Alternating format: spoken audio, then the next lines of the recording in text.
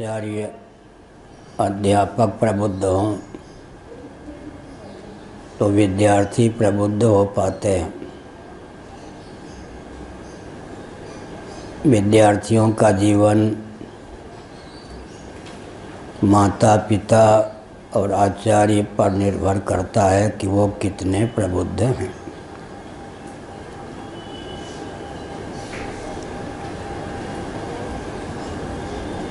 संस्कृत देववाणी है।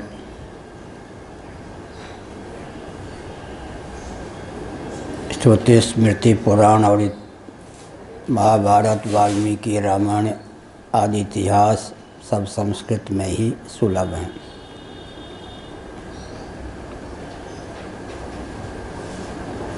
देवता पितर के निमित्त जो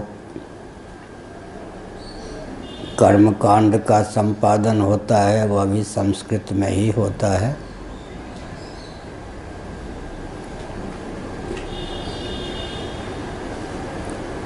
जिसके जीवन में संस्कृति प्रतिष्ठित है वो संस्कृत कहा जाता है, सुसंस्कृत कहा जाता है।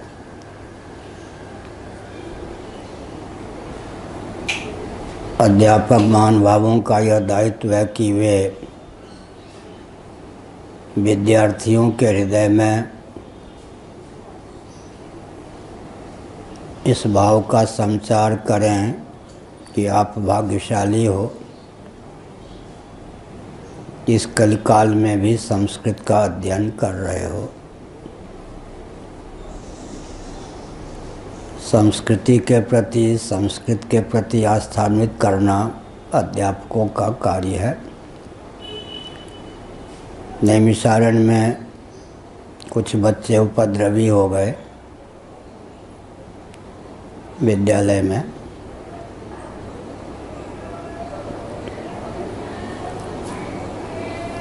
उनके माता पिता को कहा गया कि आपके बच्चे उपद्रवी हो गए। उन्होंने बहुत अच्छा उत्तर दिया। 5 साल के बच्चे को मैंने विद्यालय भेजा था, अब यदि उपद्रवी हो गए तो इसमें हमारा क्या दोष है? विद्यालय के संचालन करने वाले आदि का दोष है। एक तो मठ के प्रति अपनत्व की भावना, आस्था की भावना होनी चाहिए। यदि मठ के प्रति आस्था नहीं, अपनत्व नहीं, तो फिर आगे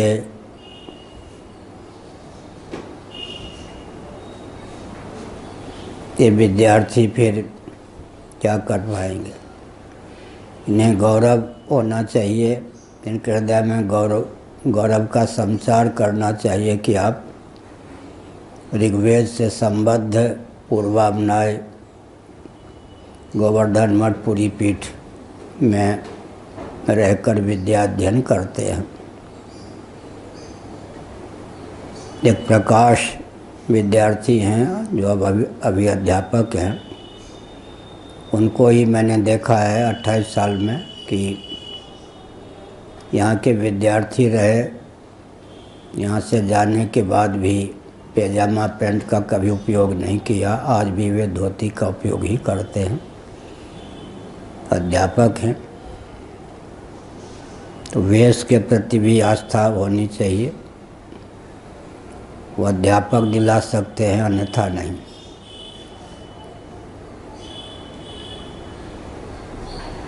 संस्कृत पढ़े लिखे प्रायः यह सोचते हैं कदाचित हम अंग्रेजी जानते, इंग्लिश पढ़े लिखे होते। अंतर्निहित जो ग्लानि होती है वो विकसित नहीं होने देती। हमने एक संकेत किया। अच्छे अच्छे अंग्रेजी के विद्वान हमको मिलते हैं। जब हम दर्शन आदि की बात करते हैं तो उनके मन में एक ग्लानि उत्पन्न होती है, कदाचित हम संस्कृत पढ़े होते तो दर्शन आदि की भाषा समझ पाते। हमने संकेत किया कि सेवा के समय सेवा, पढ़ने के समय पढ़ना, खेलने के समय खेलना, और इस प्रकार सक्रिय बनाया जाए कि अपने घर में भी उपयोगी रह सके। आजकल एक विचित्र विडंबना है, पढ़े लिखे व्यक्ति घर में झाड़ू पोछा लगाना उचित नहीं समझते, ग्लानि का अनुभव करते हैं। नौकर के ऊपर ही उनका जीवन निर्भर रहता है। लेकिन नारायण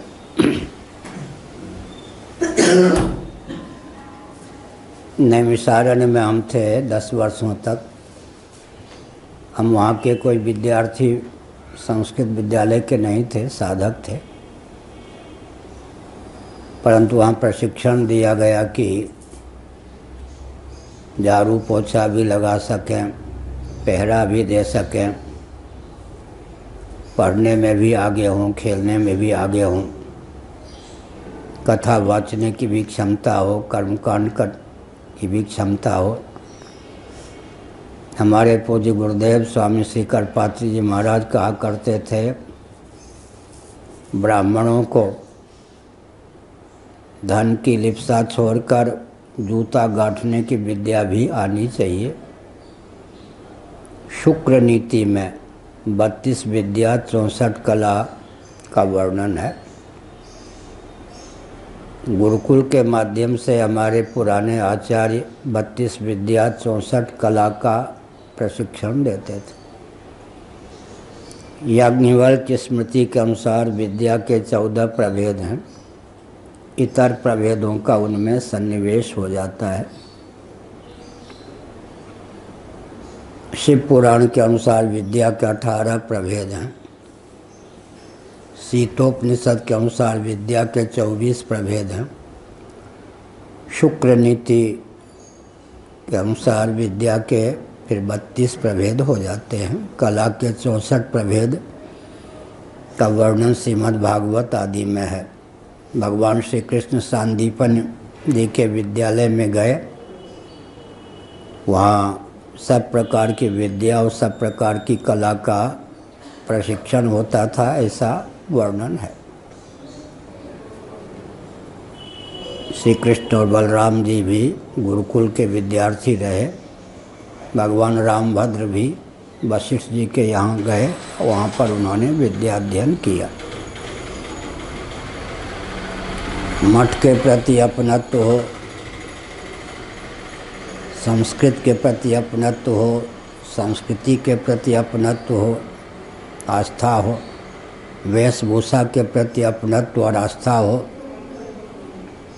उड़िया के अतिरिक्त संस्कृत, अंग्रेजी, हिंदी तीनों भाषाओं में भाव व्यक्त करने में समर्थता भी हो, ताकि भारत में, नेपाल, भूटान में कहीं भी जाकर शास्त्र की सीमा में जहाँ तक जाना उचित है अपनी उपयोगिता सिद्ध करें, एक संकेत हमने किया। माता पिता के द्वारा प्रोत्साहन हो, ग्लानि उत्पन्न न की जाए। कदाचित हम धनी होते तो संस्कृत क्यों पढ़ने भेजते। आचार्यों के द्वारा भी संस्कृत और संस्कृति के प्रति महत्व बुद्धि उत्पन्न की जाए, पढ़ने में भी आगे हों, उचित समय पर खेलें भी, मठ के प्रति आस्था और अपनत्व हो, सेवा प्रकल्प में भी रुचि हो, ताकि भविष्य में इनमें से प्रायः सब के सब गृहस्थ होंगे, तो गृहस्थाश्रम में नौकर पर ही जीवन निर्भर न रहे। हमारे पूज्य गुरुदेव कहते थे, चूल्हा फूंकना, कान फूंकना नहीं आता तो ब्राह्मण अपने ब्राह्मणत्व की रक्षा कैसे कर पाएंगे। चूल्हा फूंकना, भोजन बनाना, भोजन बनाने की कला आनी चाहिए, नहीं तो बच्चों के हाथ का भी भोजन करना पड़ेगा। होटल में भोजन करने में, ट्रेन में बना हुआ भोजन करने में भी परहेज नहीं।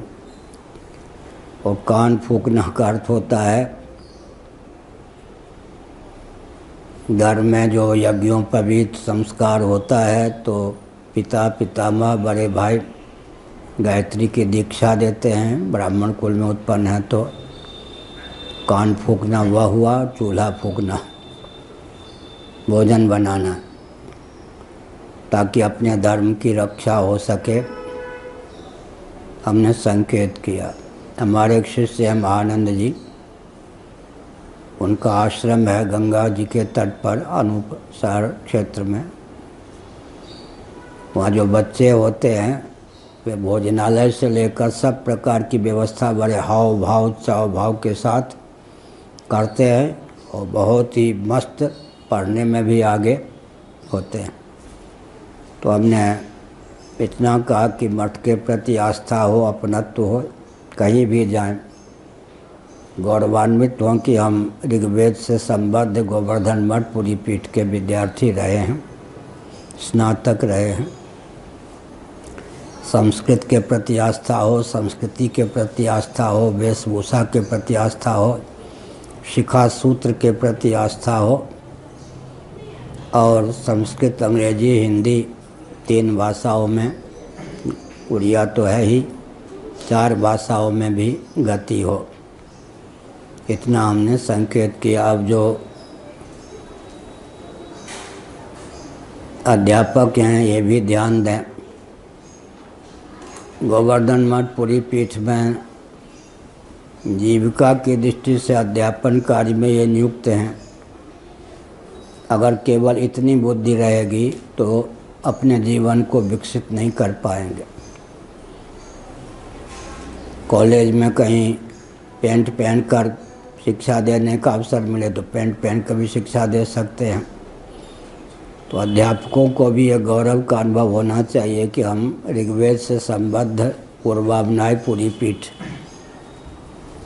में अध्यापन कार्य कर रहे हैं।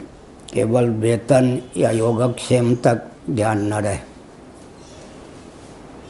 हमने एक संकेत किया, श्रृंगेरी आदि में आप जाइए, वहाँ के अध्यापक कृतज्ञ होते हैं कि हम पीठ में रहकर योगक्षेम भी प्राप्त करते हैं और विद्यार्थियों को पढ़ाते हैं।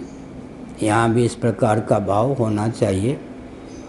अध्यापकों में अगर आस्था और अपनत्व पीठ के प्रति नहीं है, कहीं ना कहीं नौकरी करनी थी यहाँ सही, तो उन्हीं का जीवन अगर संकुचित है तो आगे नहीं हो सकेगा कुछ। दूसरी बात यह है कि जिसने देश का विभाजन करवाया जिन्ना, वो नमाज नहीं पढ़ता था। और उसकी बेटी तो विभाजन के बाद भी भारत में ही रहना उसने पसंद किया। जिसने देश का विभाजन करवाया वो नमाज नहीं पढ़ता था जिन्ना। तो अध्यापक जो पढ़ाते हैं कहीं वो संध्या वंदन स्वयं न करें, हृदय से देवी देवताओं में आस्था न हो, सत्संग से परहेज हो, स्वाध्याय से परहेज हो, तो फिर आकस्मिक अध्यापक हो गए।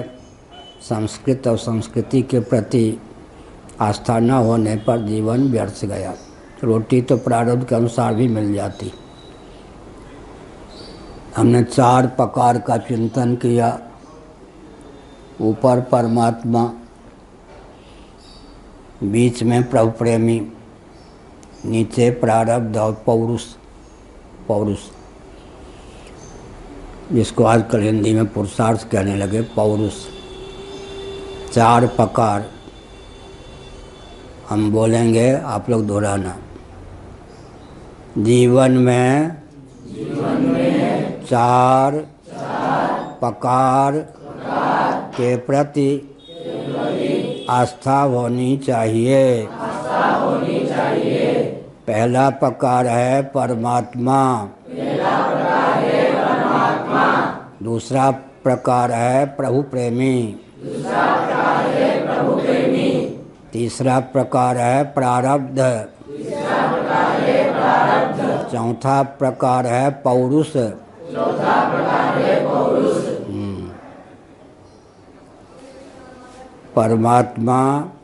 परमात्मा के भक्त, प्रभु प्रेमी, प्रारब्ध और अंत में पौरुष, जिसको हिंदी में आजकल पुरुषार्थ कहने लगे हैं। हाथ पर हाथ रखने से कुछ नहीं होता। उद्यमशील रहना चाहिए, श्रमशील होना चाहिए। श्रम के देखिए, हमारे जीवन की जो संरचना हुई है, ज्ञानेंद्रियां भी हैं, कर्मेंद्रियां भी हैं। ये जो भारत में बुद्धिजीवी श्रमजीवी का भेद डाल दिया गया, इससे एक बहुत बड़ी खाई बन गई। हर व्यक्ति बुद्धिजीवी होता है, हर व्यक्ति श्रमजीवी होता है। ज्ञानेंद्रियों के द्वारा ज्ञान की अभिव्यक्ति होती है। शब्द ज्ञान, स्पर्श ज्ञान, रूप ज्ञान, रस ज्ञान, गंध ज्ञान में हेतु है ज्ञानेंद्रियां। कर्मेंद्रियों के द्वारा कर्म का संपादन होता है। हर व्यक्ति बुद्धिजीवी है, हर व्यक्ति श्रमजीवी है। कान से सुनते हैं और वाक इंद्रिय से बोलते हैं। अगर गूंगा हो तो महत्व क्या होगा? ज्ञान और कर्म में सामंजस्य है। सुनते हैं कान से, बोलते हैं मुख से, वाक इंद्रिय से। श्रोत्र इंद्रिय ज्ञानेंद्रिय है, वाक इंद्रिय कर्मेंद्रिय है। 1.25 घंटे भजन का बल होना चाहिए। कैसे होगा? ब्राह्म मुहूर्त में उठकर 15 मिनट कम से कम भगवान का स्मरण करें। स्नान के बाद 15 मिनट, मध्याह्न काल में 15 मिनट, सायंकाल में 15 मिनट, त्रिकाल संध्या, रात्रि में सोने के पहले 15 मिनट, 75 मिनटों तक भजन का बल होना चाहिए। भजन के प्रति आस्था नहीं है, सत्संग के प्रति आस्था नहीं है, जीवन में विकास नहीं हो सकता, नास्तिकता बनी रहेगी। हमने बहुत कुछ कहा।